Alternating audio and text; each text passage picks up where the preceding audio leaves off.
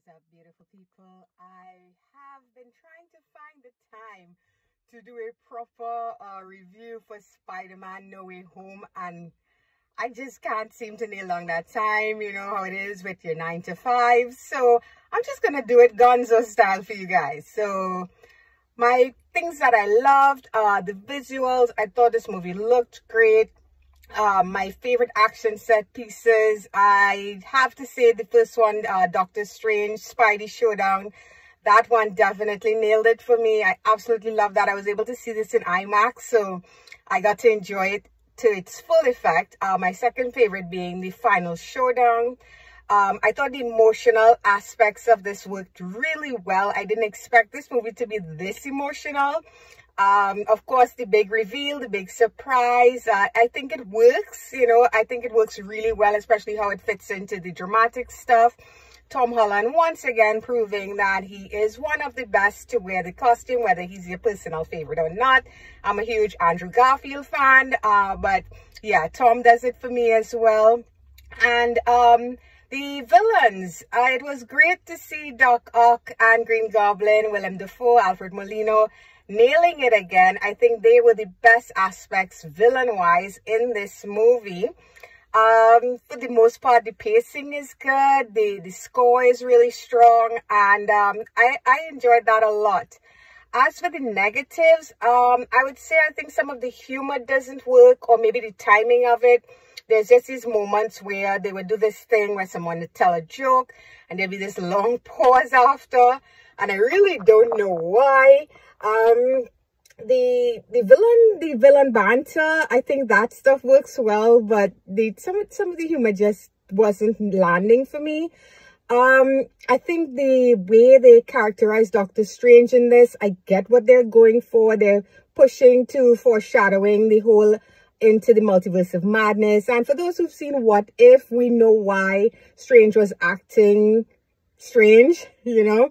But the fact that I was there with a friend who, she's not the biggest Marvel fan. She enjoys the movies, but she hasn't seen What If.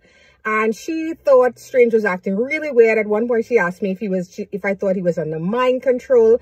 So I think messing with the characterization that much, you know, Marvel has to be kind of careful that they're not focusing too much on what's coming next. And, you know, because of that, the story itself or the character itself is suffering in this story.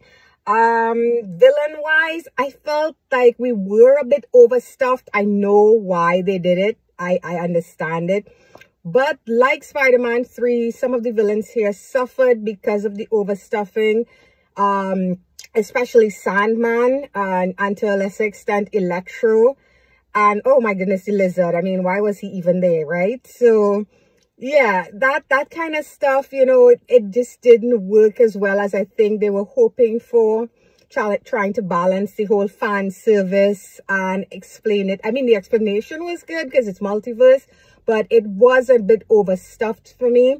And the pacing stumbles here and there, especially for me in the opening of this film. I felt like the first half of the movie struggled to find its footing pacing-wise.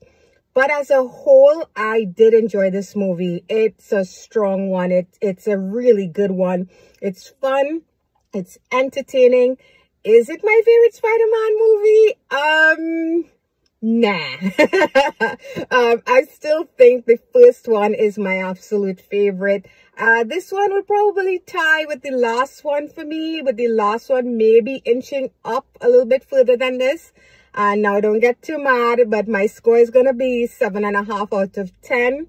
I've only seen this movie once, so give me a chance. It's really hard to, you know, when you're talking blockbusters, picking them apart really quickly can be difficult, especially films of this magnitude, of this scale. But as of right now, this is a 7.5 for me. Like I said, the first Spider-Man movie is my favorite of the bunch so far.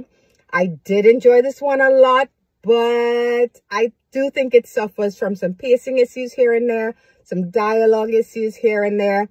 And I do feel like it was a bit overstuffed, you know, because they were trying so hard to fit so much in. So some characters kind of got lost in the fray. So that's it for this one, guys. Quick and sweet.